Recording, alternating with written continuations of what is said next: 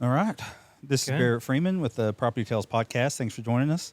As you can tell, the setup's a different level of professional. Where do we go? Where do we go from here? Where do we go? Where do we go? I don't know. Where do We went from a probably B level to A++. Plus. But- 3 pluses. So this is Johnathan Ewing. He came all the way down from Georgetown, Kentucky. No, I live on the north side of Jackson County, so I'm out in the middle of nowhere with the wolves and, well, not wolves, with the coyotes and What town's bear. on your mail? on my mail is McKee, but McKee's 30 Oh. minutes from where I live, so not even close. Totally different. For some reason I thought you were up in Georgetown. But, No. mainly because you're probably just on the road all the time. Pretty much, yeah. You might as well say I live in Georgetown because, I mean, I'm there working all the time, whether it's shooting a house or whatever it is, but yeah. So we met through Ben Childers. He started a drone company that takes video and pictures of properties that realtors have for sale.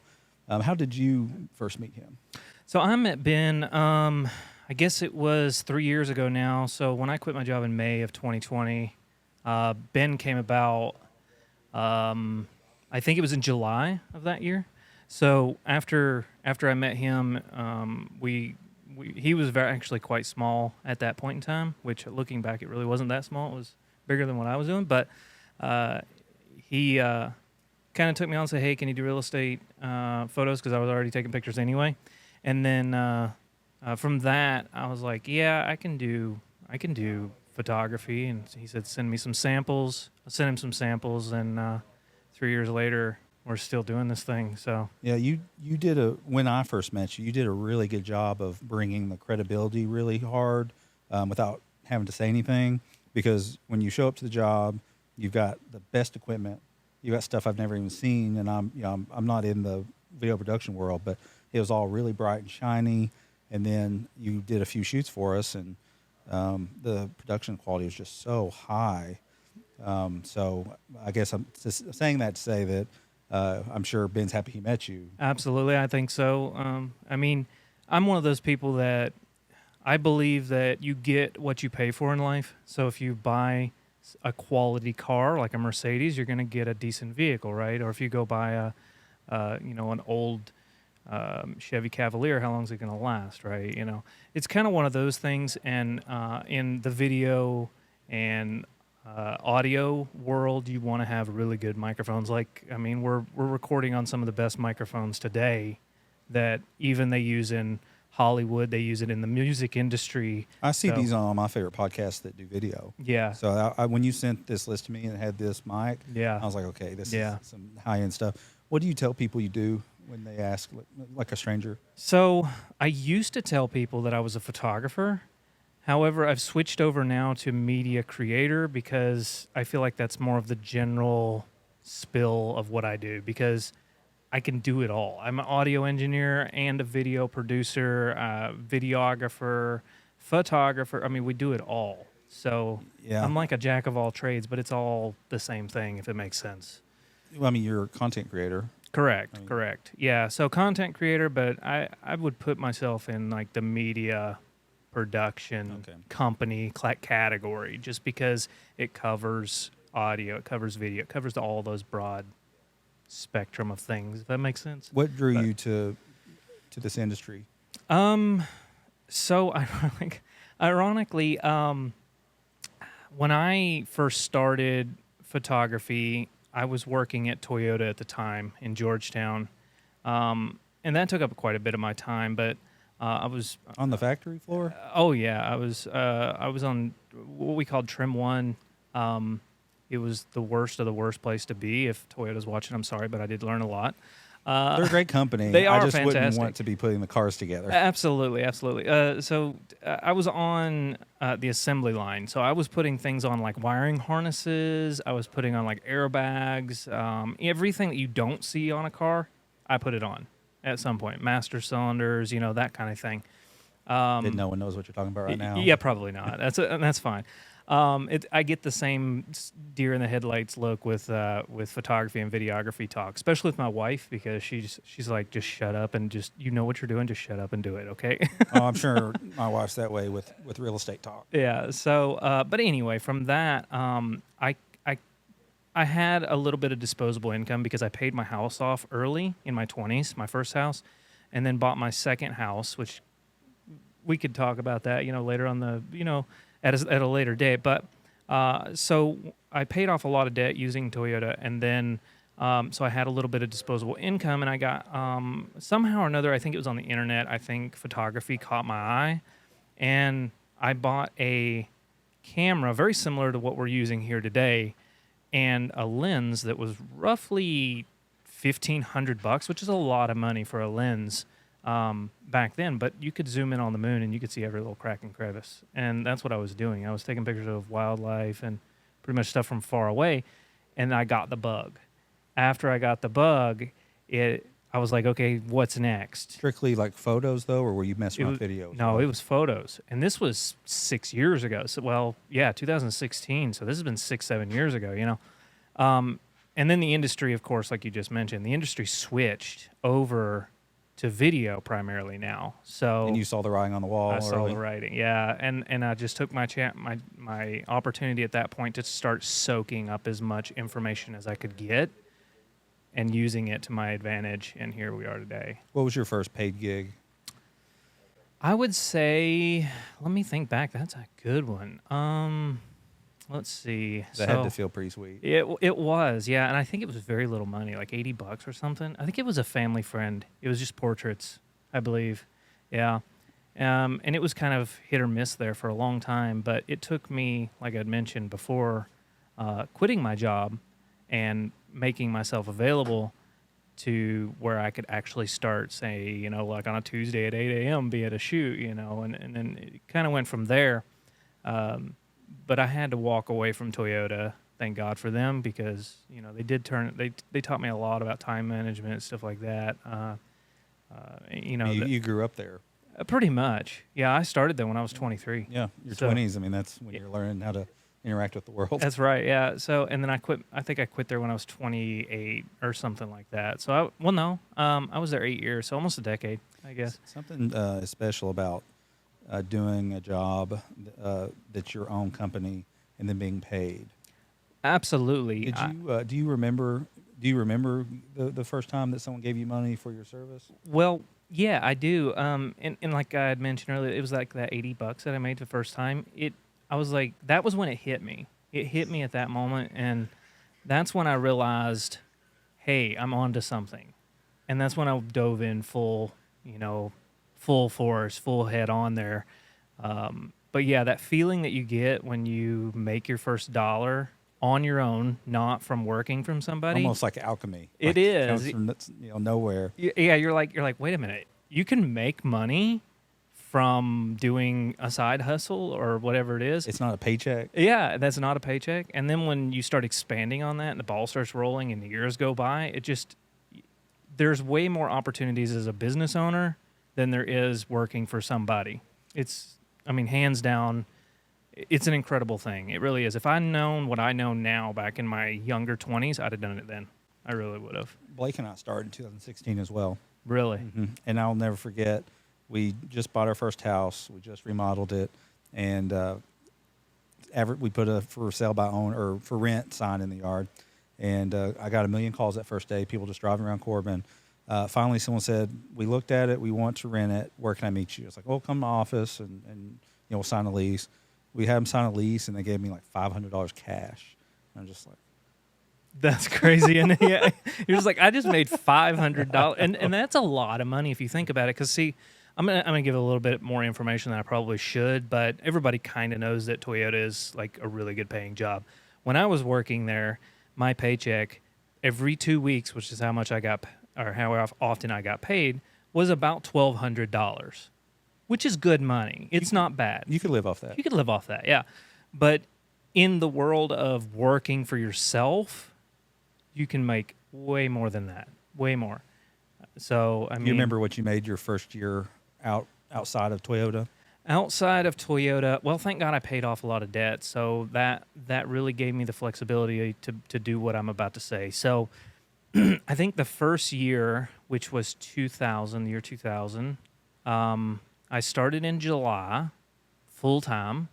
When I first quit my job, I was like an Uber driver for about 6 months, but 2016, 2020. 2020. Yeah, so I had that 3 year from 2016 to 2020. I had that learning curve of trying to figure everything out, and then from 2020 to 2023, where we're at currently, that I've been doing this full time now for, I guess, about 3 years, almost 3 years. But when I quit Toyota and went over to Uber, Uber was my fill in the gaps, and then if I had a paid gig, I would just not Uber because I had that flexibility, right? And then from having that flexibility, eventually Uber faded into the background, and this became full time. And that was Uber was like my first taste of self-employment and tax write-offs and all those benefits. Of course, you already know that, but I'm moving into the photography thing. The first year, to get to your question here, I just took the long way around. The first year, I think I made around $13,000. Not terrible, $1,000 a month roughly. The second year, I tripled that, and I'm over quadrupling that this year. So That's great. Yeah, it is. With an upper trajectory for sure. Yeah. I know how busy you guys are. Yeah. I mean, how many shoots do you think you'll do just this year? With Ben, so me and Ben are, I guess the easiest way to explain it is like Ben is like, we're like partners. So my business is partnered with his business, and we have a couple other partners. They're as well. just symbiotic. True. I'm specializing in certain things, this being one of those things. And he doesn't have the time or skill to go out and do the drone video. Right. He's got the skill, but definitely not the time. Well, he's more of the brains of the operation, so he handles all the analytics, So somebody calls, says, hey, I need photos of a house, or I need photos of this, that, whatever it is, fill in the blank there. Then he does all that. He handles the logistics, and then we handle all the work because we own the equipment. So he makes sure the money makes sense on the job. Correct. Yeah, because if you own tens of thousands of dollars, and I do, of equipment, you have to make decent money to cover repairs and replacements after so many years, and stuff like that. Did you get a business loan for that? I did, and I actually funded it all through Toyota. So I was buying the gear over those 3 years, and then I got to the point where I could quit. And it made sense at that point. And like you said earlier, I saw the writing on the wall, and I was like, okay, I'm out, And it was the scariest thing I've ever done in my life. But looking back, if I hadn't have done it when I did it, then I wouldn't be able to do it today. Because now I have a kid. I have a 3-year-old son. And Congratulations. Thank you. Lucky. And he's he takes up so much of my time. It's ridiculous, but he's the best. Did you honestly. find that having a child was a motivator for making money? Not really, because I've always been motivated. I'm an extremely motivated person. I can't stand to sit still. It drives my wife absolutely bonkers, and it's just how I am. So even when I'm sitting at home on the couch, I'm still doing something. I have to be moving all the time. That's how I am too. My wife complains about it because we'll just be relaxing together, and I'll be doing a little bit of work on my phone, responding to an email, doing something because. I also enjoy it. It's fun. Right. Yeah. So a lot of times when I'm sitting still though on the couch, it's usually editing, filling in, emails like you said. A little different than of course real estate type of thing, but it's a little bit of edit, a little bit of like before I got here, we have a realtor friend, really cool. Shout out to Amy if she's watching. Amy. Yeah. So she has a deer farm, and we went out, and she paid us to go out and film that deer farm so she could sell those bucks to a potential buyer. So she wanted to be able to show the size of those bucks. They're right around 2 years old, and she paid us, to come out and film and take pictures of those bucks to present to a potential buyer. I've never heard of that in my life. I know, and this is what I love about this industry is like there's. I don't want to really like dog anybody, previous associates or anything like that. But I used to tell people that I was going to quit my job and go into photography full time. And people used to tell me there's not enough money in photography. Well, I'd agree with that on the surface. On the surface, yes. But if you look deeper, there's so many ways to make money in this line of work. I get paid to edit. I get paid to take videos, to do photos. There, whether it's actually audio engineering like we're doing here, we set this entire thing up in, I don't know, a couple hours, right? There's also not any industry that doesn't need the media production. Correct. Everything. This industry is going to grow. I think in the next 5 years, you're going to see probably another 8 to 10% growth in this industry because everybody's doing it, and not everybody specializes in this type of thing. So, like you said, I saw the writing and I was like, okay, I have to jump on this bandwagon and learn this because I know the money's there, right? So 17 minutes there. That's not bad. Not bad. No cutoffs, nothing, no interruptions. You can just talk. Yeah, hopefully you guys can tell a big difference in the production quality, and the lighting by itself is a huge difference. We had one of our maintenance workers curtain off halfway through our store here, our office here, with black curtains, so that we can have really, I guess, extreme control of the light. Yeah, we want to.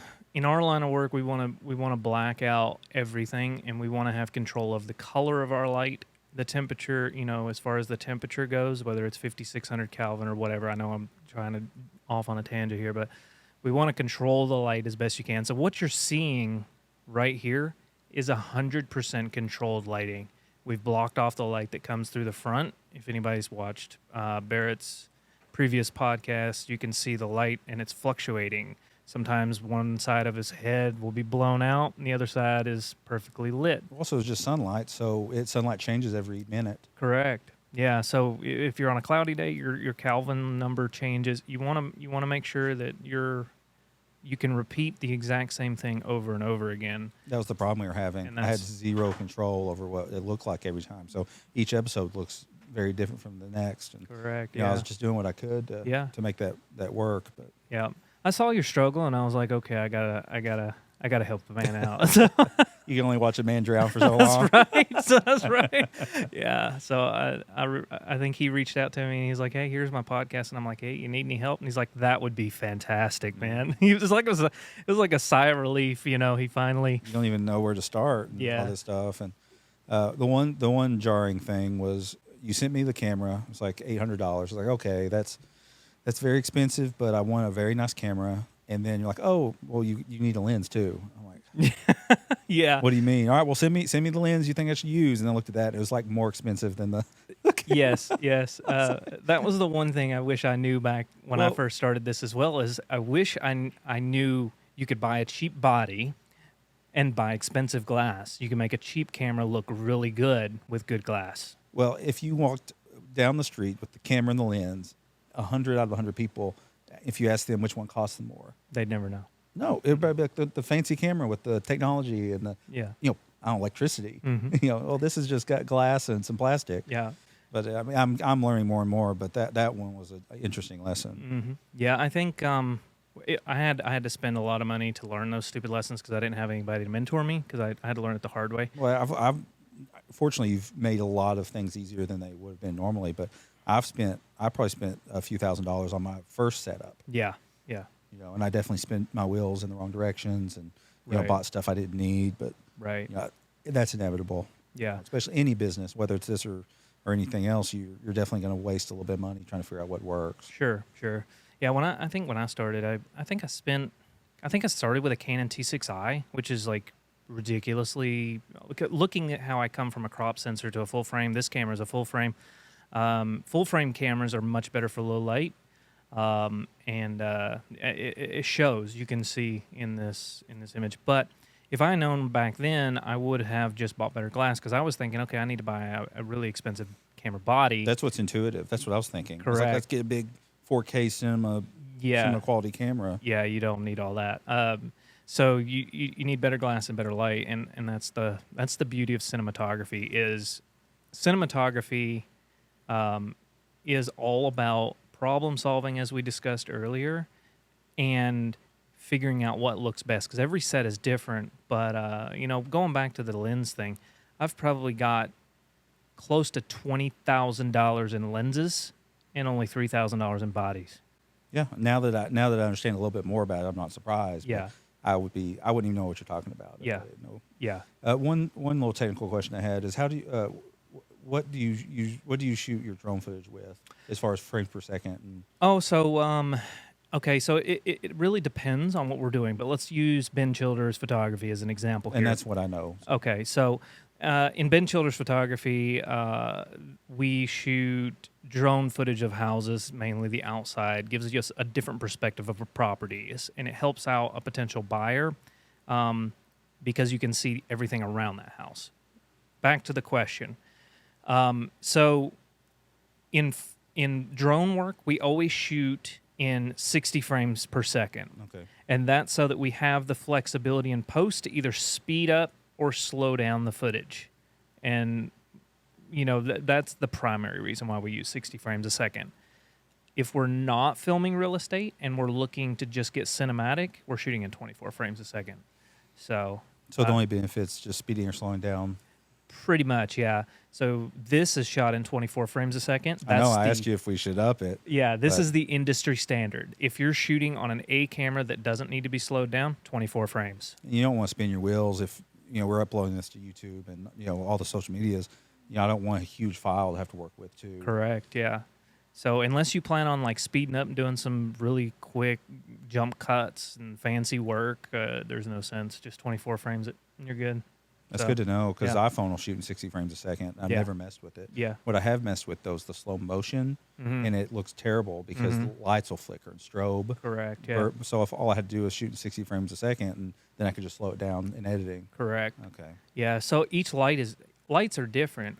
Cinema lights, like we're using today, cinema lights are mostly LED light, and the cinema lights, if you buy the wrong one, a cheap light, you can actually get that flicker as well. So you wanna make sure, like even the lights behind us here, they obviously are at the correct hertz rate for 24 frames because you'd see that flicker, and so they're probably around 60 hertz, and I can just tell that just by looking at the viewfinder, of the camera That's here. neat. Yeah. So you learn that stuff after a while. You just, I don't know how to explain it. It just what becomes does intuitive. What you it know? does is it ruins video that you It watch re- later. It really When does. someone else puts something out there that they have the wrong hertz, and then you're Yes. like, oh, that looks so bad. Yeah. And it also, I'll tell you something else it ruins as well is Hollywood movies. Don't Because do it I to know me. what they're doing. I can see everything and from behind, so it's destroyed it for me. I do appreciate Hollywood movies, but it's like once you're in the game, you know the trick. And you right? can't. Well, so the trick of movies is suspension of belief or disbelief. Right. And you can't. You know exactly what's going on, so you can never separate yourself from just I'm watching a story. Right. I don't know if you've ever met an actor, but that always hurts me too. If I ever meet like an actor and then I see them in a movie later, I have to force myself to not think, oh, they're acting right now. Correct. Yeah. So- Yeah. I think I would have a hard time being married to an actor for that reason. Well, that would ruin movies forever. It would. So, Yeah. so the trick is to not learn video production and don't meet any actors, and and you we're can- good. You can enjoy movies for the rest of your life. Absolutely. So. Yeah.